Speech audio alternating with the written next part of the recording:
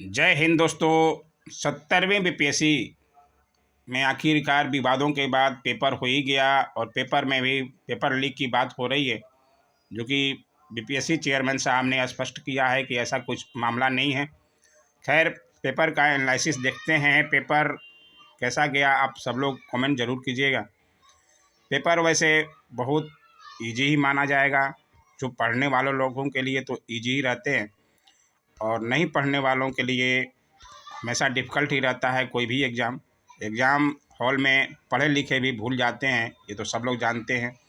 Exam प्रश्न को देखते हुए कंफ्यूज रहते हैं कि क्या कौन सा सही होगा कौन सा नहीं। प्रश्न को हमने देखा, हमारे पास थोड़ा लेट पहुंचा, इसलिए एनालिसिस करने में थोड़ा टाइम लग गया।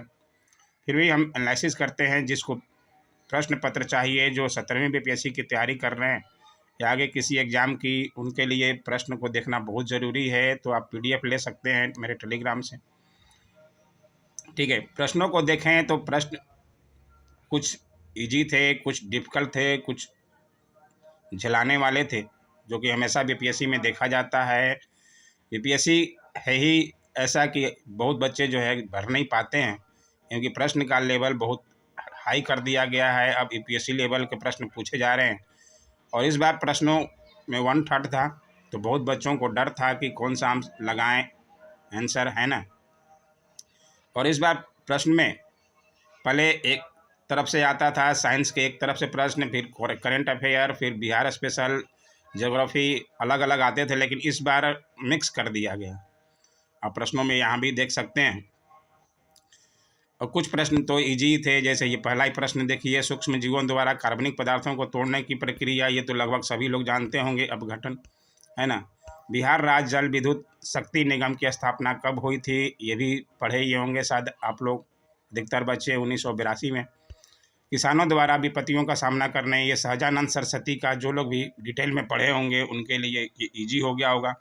वैसे सहजानंद सरस्वती का सबने हुंकार पढ़ा होगा, है ना, लेकिन इसमें अलग दिया गया है तो कुछ बच्चों को बहुत डिफ़िकल्ट भी लगा होगा। निम्नलिखित में कौन राष्ट्रपति बनने के पूर्व लोकसभा अध्यक्ष रहे थे, तो ये नीलम संजीव रेड्डी रहे थे, ये भी इजी था, कुछ बच्चों को डिफ़िकल्ट भी लगा होगा। इसमें भी पेशवा किसको कहा जाता था, प्रधानमंत्री को, तो इसमें भी 1 और 2 ये भी लगभग सब बच्चे किए ही होंगे, है ना। और बहुत प्रश्न जो है झेलाने वाले थे। ये भारतीय राष्ट्रीय कांग्रेस के 1912 पटना अधिवेशन के अध्यक्ष कौन थे, तो ये मधुकर लंकर, ये कितनी बार बताया गया है, मैंने ही बताया। और 1922 का पूछता है और 1912 का पूछता है। 1922 में चित्तरंजन अलग हुए थे, है ना, चित्तरंजन दास, उन्होंने फिर अपना पार्टी बनाया था, स्वराज पार्टी, उसके बाद से। तो ये भी प्रश्न बार बार पूछता है, तो हमेशा वही कुछ प्रश्न जो है रिपीटेड भी हुए हैं और कुछ प्रश्न जो हैं झिलाने वाले थे, है ना। कुल मिला के कहा जाए कि इजी टू मॉडरेट था प्रश्न, और ऐसा ही बीपीएससी का हमेशा रहता है। तो प्रश्न बहुत ही अच्छा गया है बहुत बच्चों का। मेरे से भी बात हुई, फ़ोन पे बात हुआ, तो बोला कि पेपर तो अच्छा गया, लेकिन पेपर जो है लीक हो गया है, अब देखते हैं क्या होता है ना। वैसे हमें नहीं लग रहा है कि पेपर को फिर से कराया जाएगा। तो आपका कैसा गया पेपर, ज़रूर कमेंट कीजिएगा। बाकी जो जिनका भी पेपर जिसको चाहिए वो लोग ले सकते हैं, टेलीग्राम से पेपर आ गया है मेरे पास, है ना। और आपको कैसा लगा प्रश्न पत्र, ज़रूर कमेंट ज़रूर कीजिए दोस्तों, अपनी राय दीजिए, है ना।